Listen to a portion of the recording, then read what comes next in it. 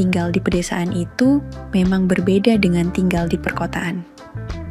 Salah satu perbedaannya adalah kalau di perkotaan orang sakit itu biasanya pergi ke dokter ataupun psikiater, kalau di pedesaan ya perginya ke dukun atau paranormal. Dari masalah dukun atau paranormal inilah pada akhirnya aku pun malahan mendapatkan yang asyik-asyik dengan Mbak Minah, 35 tahun istri dari tetanggaku.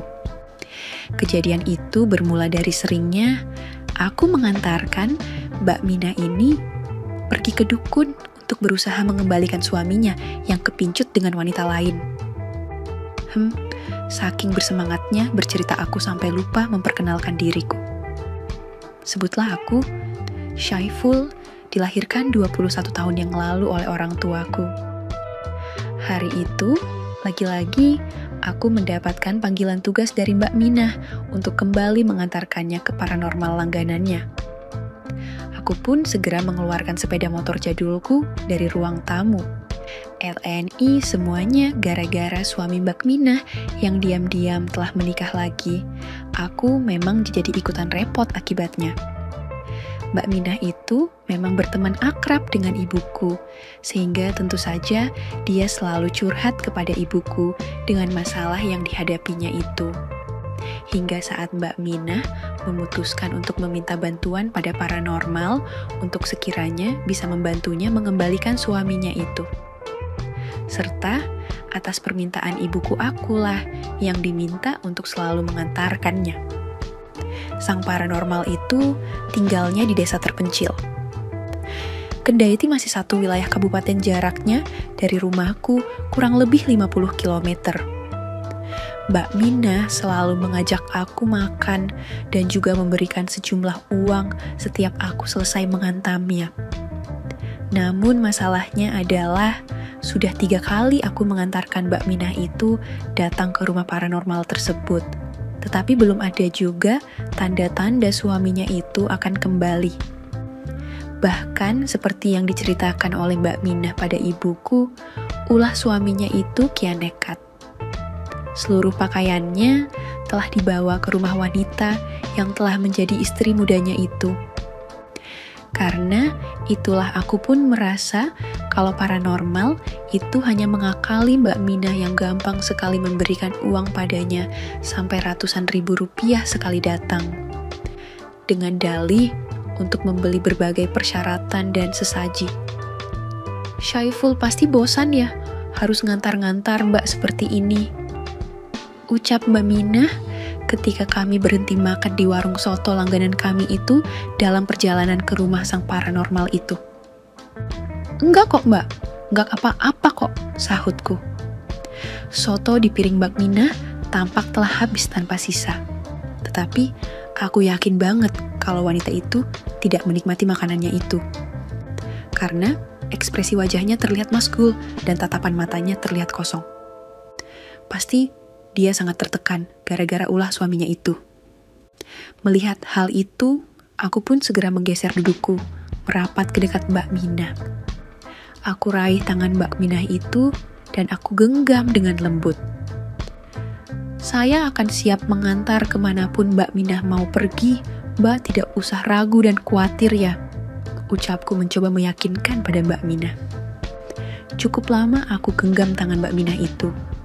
Bahkan aku saat itu seperti seorang kekasih yang tengah menenangkan pasanganku yang tengah merajuk. Aku melakukan itu semua sambil menatap wajah Mbak Minah, menatap hidungnya yang bangir, matanya yang teduh.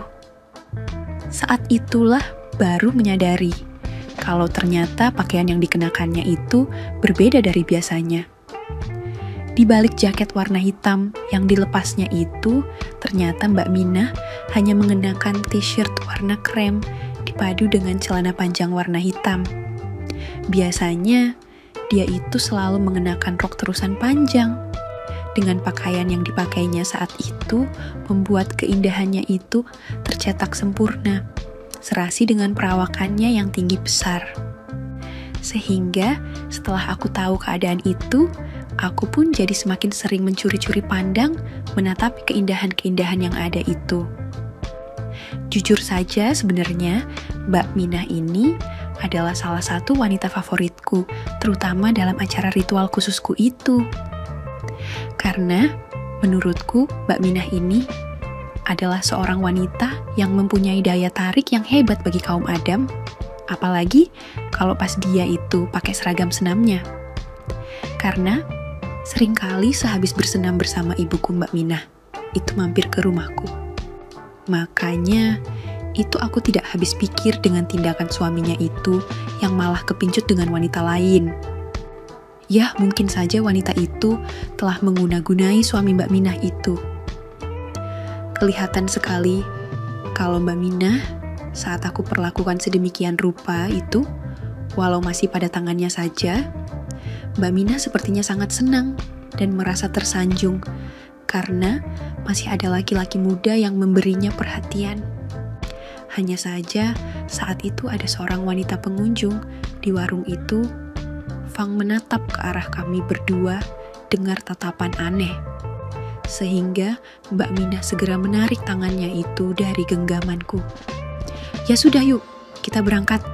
Nanti kemalaman di jalan loh," ucap Mbak Minah menyadarkan keasikanku saat itu. Ternyata kunjungan kami berdua yang keempat ke rumah sang dukun itu ternyata sia-sia belaka.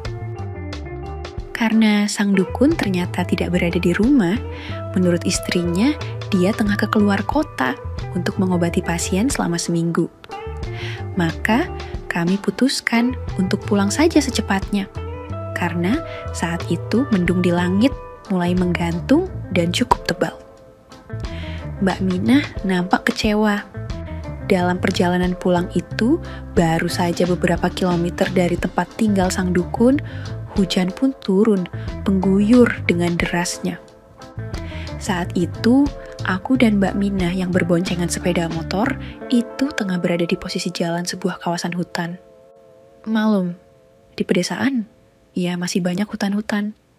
Sehingga tidak memungkinkan bagi kami berdua untuk mencari tempat berteduh. Dalam terpaan derasnya, air hujan dan hawa dingin itu. Aku yang saat itu mengenakan jaket kulit tebal tak begitu terpengaruh oleh cuaca tersebut. Aku hanya merasakan dingin di bagian pinggang ke bawah, karena celana jeans yang aku pakai telah basah kuyup oleh air hujan, tetapi tidak demikian bagi Mbak Minah. Dia saat itu memang memakai jaket, namun jaket yang dipakainya itu dari bahan kain. Sehingga air hujan itu langsung meresap menembus ke semua lapisan pakaian yang dikenakannya. Karena rasa dingin yang dirasakannya itu, Mbak Minah yang tadinya dalam membonceng itu agak merenggang pun mulai bergeser merapat ke depan menempel padaku. Bahkan kedua tangannya akhirnya melingkar kendati agak canggung. Perubahan posisi yang dilakukan oleh Mbak Minah itu pasti dilakukannya untuk mengurangi hawa dingin akibat air hujan itu. Namun, semakin lama, aku jadi semakin kurang bisa berkonsentrasi dalam mengemudi. Karena aku merasakan sesuatu yang begitu wadidau di punggungku saat itu. Sehingga timbul pikiran iseng di kepalaku saat itu. Pada saat posisi Mbak Minah agak ke belakang, dengan sengaja aku injak pedal rem dengan mendadak, seolah hendak menghindari jalanan yang berlubang. Dengan begitu, Mbak Minah pun terdorong kembali ke depan, sehingga kembali aku bisa merasakan sesuatu yang kreatif dari Mbak Minah di punggungku. Aku melakukannya berkali-kali, dan berkali-kali pula aku merasakannya di punggungku. Akibatnya, keinginanku jadi kian tinggi, dan imajinasiku pun semakin melambung saja jadinya. Awalnya, Mbak Minah mengira kalau injakan pedal rem yang aku lakukan itu karena benar-benar tengah menghindari jalanan yang berlubang. Namun, setelah beberapa kali terjadi dan dilihat olehnya kalau jalanan yang dilaluinya itu tidak ada lubang, Mbak Minah pun menjadi curiga. Terlebih ketika dia disadarkan pada sikapku saat di warung tadi yang seperti tak lepas memandangi hak miliknya yang telah lama tidak digubris oleh suaminya itu. Menyadari akan hal itu, Mbak Minah pun jadi yakin kalau sebenarnya aku itu sengaja mengerjakannya agar keindahan itu bisa merapat pada punggungku. Sejak 5 bulan terakhir, sejak suaminya menikahi wanita muda itu, memang suaminya sudah tidak lagi memberinya nafkah batiniah. Ulahku tadi itu ternyata membuat keinginan Mbak Minah jadi terbangunkan. Hal itu aku ketahui pada saat Mbak Minah menggeser posisi duduknya di boncengan sepeda motorku itu. Mbak Minah semakin maju ke depan, merapat padaku. Pucuk dicinta ulam pun tiba, gumamku dalam hati. Seperti halnya Mbak Minah yang mulai terbangunkan keinginannya, itu akibat ulahku itu, aku pun demikian juga adanya. Apalagi selama ini, aku memang selalu mengimajinasikan Mbak Minah saat melakukan kerja kreatifku itu. Hujan yang mengguyur pun kian deras, bahkan mulai kerap dibarengi oleh suara guruh yang menggelegar serta kilat yang menyambar. Ketika dilihatnya, ada sebuah bangunan pos hutan di pinggir hutan jati itu, Mbak Minah yang ketakutan memintaku berhenti untuk berteduh. Kita berhenti dan berteduh dulu ya Syaiful, takut nih kalau terus di jalan, ujarnya setengah berbisik. Tentu saja bangunan pos yang ada di hutan itu kosong tanpa seorang petugas pun di dalamnya. Ada balai besar dari kayu dengan sebuah alas tikar. Bahkan di lantai bagian tengah bangunan ada semacam tungku dengan setumpuk kayu bakar yang kering. Mungkin biasa dipakai para petugas untuk merebus air atau menanak nasi. Sebuah tempat yang ideal buat berteduh di saat hujan dan cuaca dingin seperti saat ini. Karena di dalamnya bisa memanaskan diri dengan membakar kayu dalam tungku itu. Setelah aku melepaskan jaketku dan menggantungkannya pada paku yang menempel pada tiang bangunan pos itu, aku pun segera berusaha untuk menyalakan api dalam tungku itu. Untung ada sisa minyak tanah dalam keleng yang ada di sudut ruangan itu. Dengan bantuan korek sipoku, api pun langsung menyala membakar ranting-ranting kayu kering di tungku itu. Tetapi berbeda dengan aku yang mulai merasa nyaman dengan rasa hangat saat aku berjongkok di depan perapian. Pada saat itu, Mbak Minah terlihat panik. Dia berdiri mematung sambil bersedekap menahan hawa dingin. "Mbak, kenapa masih berdiri di situ? Sini di depan tungku biar hangat," panggilku saat aku melihatnya seperti menggigil kedinginan. "Lihat nih, dingin banget Syaiful. Jaket kulitnya Mbak pinjam dulu ya. Kayaknya bagian dalamnya kering, biar Mbak agak hangat," pinta Mbak Minah.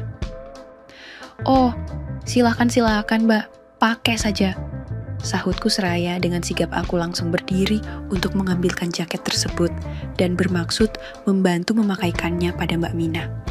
"Nanti dulu Syaiful, Mbak mau lepas dulu yang basah, soalnya kalau hanya langsung pakai jaket itu, pasti Mbak tetap akan merasakan dingin.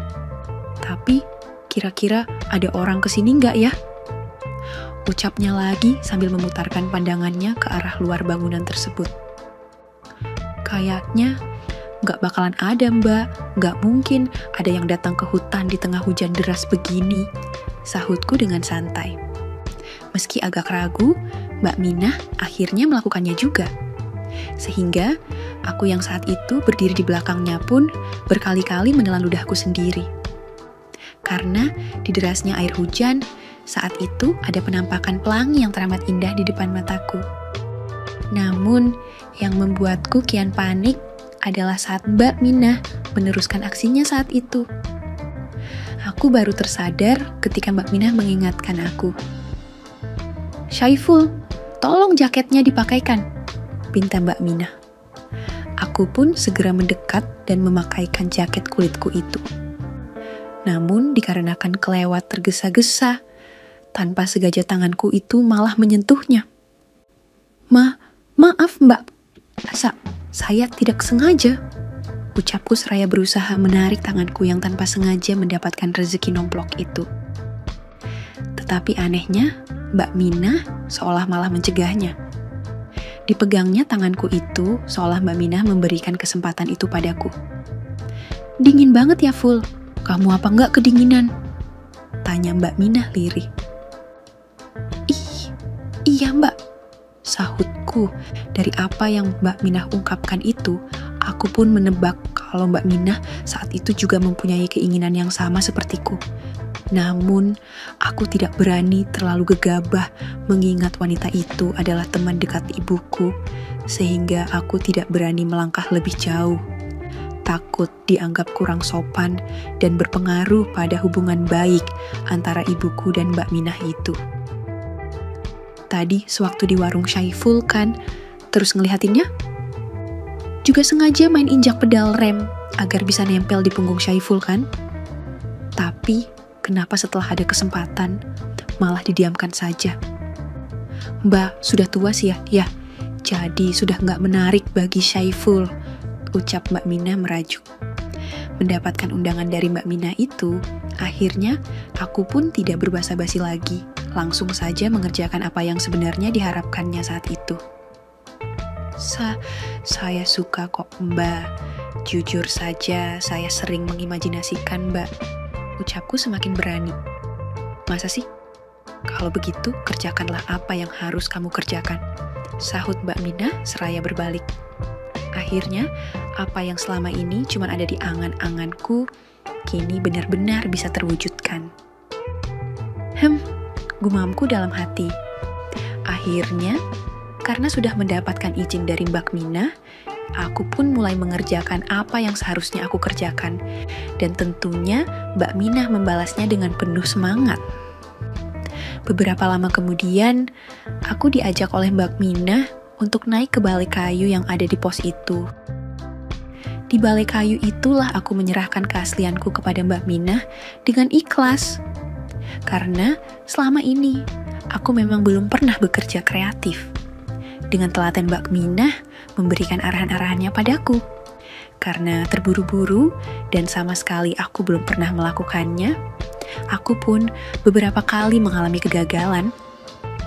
Untunglah, Mbak Minah cukup sabar dan telaten, sehingga akhirnya sukses juga.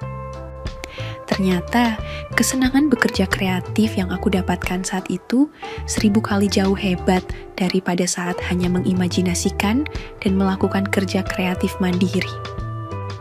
Hari pun beranjak semakin gelap dan hujan yang mengguyur kawasan hutan itu pun kian menderas diselingi bunyi guru yang sesekali menggelegar. Namun, cuaca buruk yang tengah berlangsung tak mempengaruhi semangat kami berdua. Mbak Minah yang telah dikecewakan oleh suaminya itu sepertinya ingin mencurahkannya. Sehingga saat itu Mbak Minah sangat bersemangat sekali. Aku hampir saja kewalahan dibuatnya. Untunglah aku masih bisa bertahan, karena aku bertekad tidak akan selesai dulu sebelum Mbak Minah. Akhirnya, hampir secara bersamaan, kami pun merasa tak mampu lagi membendungnya. Dalam gelap dan hanya diterangi sinar dari nyala api di tungku perapian yang ada di tempat berteduh itu, aku segera mengumpulkan semuanya untuk segera dikenakan. Setelah selesai berbenah, aku pun langsung mensater motorku dan melesat menembus kegelapan hutan jati itu. Sepanjang perjalanan pulang itu, kami berdua sama Sarna terdiam membisu. Suasana kaku itu baru mencair setelah aku menghentikan motorku ke arena berniat membeli udut di sebuah kios di sebuah kampung. "Nih, pakai uang Mbak saja," ucap Mbak Minah seraya menyodorkan lembaran 100.000 rupiah. Setelah kembali berada di atas sepeda motor, Mbak Minah kembali membuka percakapan. "Kok Syaiful diam saja sih? Nyesel ya kerja kreatif bersama Mbak tadi," bisiknya. "Enggak lah Mbak, aku diam ini karena takut kalau Mbak Minah marah." "Sungguh aku sangat senang berkesempatan bekerja kreatif dengan Mbak Minah seperti tadi itu," sahutku. Mbak Minah yang sempat canggung itu pun akhirnya kembali merapatkan posisi duduknya dalam membonceng. Sikap kami berdua saat itu mirip seperti sepasang kekasih yang tengah meresapi masa-masa indah berpacaran. Karena angan-angan kami berdua saat itu tengah melambung tinggi pada bayang-bayang kesenangan yang baru saja kami alami. Semenjak saat itu, Mbak Mina tidak lagi memintaku mengantarkannya ke paranormal itu. Mbak Mina tidak lagi peduli dengan suaminya itu, karena menurutnya apa yang dia dapatkan dariku lebih hebat dari suaminya. Kami berdua terus saja mengulangnya di saat ada kesempatan. Bahkan kalau sedang mau dan tidak ada kesempatan, Mbak Mina akan berpura-pura pada ibuku kalau aku disuruh mengantarnya ke paranormal itu. Padahal sebenarnya Mbak Mina mengajak aku ke homestay untuk bekerja kreatif lagi. Demikianlah kisahku bersama Mbak Mina. Tamat. Oke, segitu dulu untuk kali ini dan semoga kalian bosku semua terhibur hari ini ya. Sekali lagi, tidak pernah lupa Mimin ingin mengingatkan bahwa tidak ada maksud untuk merusak moral. Tapi di sini kami selaku admin channel Makiem hanya berbagi pengalaman dari viewer saja yang tentu saja tidak untuk ditiru. Terima kasih sudah mau mendengarkan kisah nyata ini. Ambil baiknya dan buang buruknya dari cerita kisah ini. Semoga hal seperti ini tidak terjadi kepada kita semua bosku, dan semoga kita semua dilindungi dari mara bahaya. Amin ya robbal alamin. Terima kasih dan sampai jumpa di cerita selanjutnya. Jangan lupa like, komen, share, dan subscribe. Oh iya, kira-kira kalian semua bosku yang terhormat kepengen kisah-kisah yang seperti apa lagi nih? Tolong berikan komentar-komentar kalian di video ini ya.